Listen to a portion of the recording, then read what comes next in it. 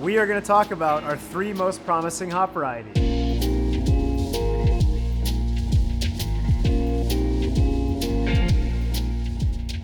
One of the most important jobs that we do each day here at Treehouse is we receive, analyze, test, brew with, and trial new and interesting hop varieties. Through the hop breeding program with their new and up and coming hops, and with hops that see new life, each day we're deciding upon which hops mean the future, not only for Treehouse, but for craft beer in general. We're gonna share what we think are 3 of our favorites, beginning with a little hop called HBC 1019. Treehouse fans and faithful will be familiar with HBC 1019 as we've utilized it in a newer beer in abundance that we call Doomfire. This guy has a really wonderful, intense tropical fruit, mango, passion fruit kind of energy going on. A lot of the newer hop varieties do have great attributes, but the thing that stands out about 1019 to me is it doesn't have any harsh edges. And for us, that makes it a really promising hop for the future. The second hop that I am most excited about is a hop that's really small in scale at this point in time, but has recently been named Allora. Allora is a hop from our friends over at Hopsteiner that they've recently named. I want to say it was part of their hop breeding program. I believe its working title was HS17770. The thing that I love about this hop is peach. The amount of peach character in this guy is kind of overwhelming.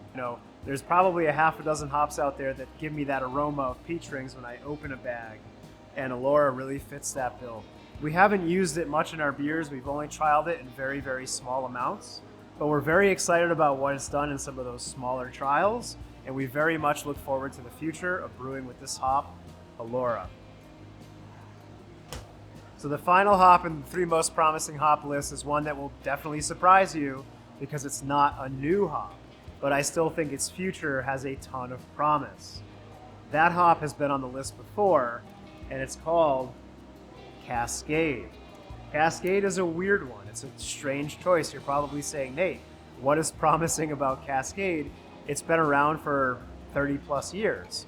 And to me, what I've found about Cascade in my own trials and my travel and insight of working with the team here at Treehouse and venturing around and trying Cascade from different regions is that it's a bit of a chameleon. And it's more of a chameleon than most hops. What do I mean by that? I mean that it takes on the attributes of the region in which it grows. And it's really interesting. And it's one of the things that I love most about craft beer. And as we move along through our venture and craft beer becomes more mature, this type of interest and intrigue from an individual hop is really special. So essentially, these Cascade were grown in New Zealand. And the Cascade that are grown in New Zealand exhibit like white wine notes, they exhibit tropical fruit notes, and they exhibit bright citrus notes, which is very different from the way that they grow in the Pacific Northwest, which is different from the way that they grow in southern New Zealand, which is different from the way they grow in Australia. We were the first brewery to import Australian Cascade. We are going to take a few minutes in the experimental hop field. There's some overlap with Rostrevor experimental field here, but there might be a few differences, one of which is Australian grown Cascade.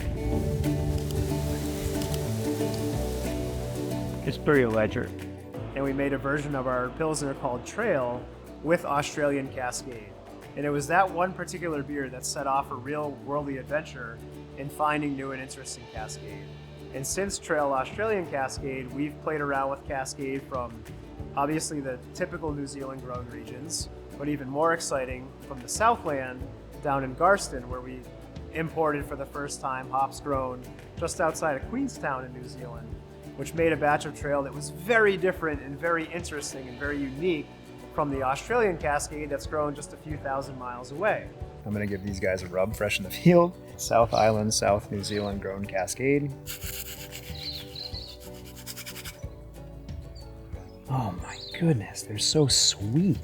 And up and coming, hopefully around the time that this video comes out, we brought some Cascade over from Colorado, which is a growing region that's very new.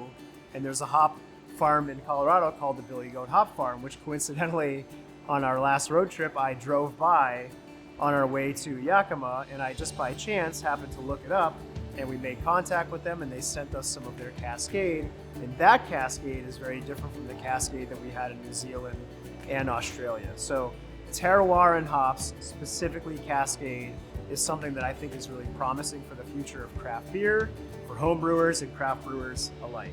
It's the symbiotic relationship between brewers, growers, and the hop breeding company that make craft beer special. Each day that we work with new hop varieties, we try to move the needle forward not only for Treehouse, but the craft brewing community at large. This is certainly not an exhaustive list of all the hops that are promising, but these are ones that we happen to be excited about in this moment, with many others in mind. If you guys enjoy this type of video, subscribing to the channel and liking this video is a huge help to us. I want to thank you guys for watching, and take care.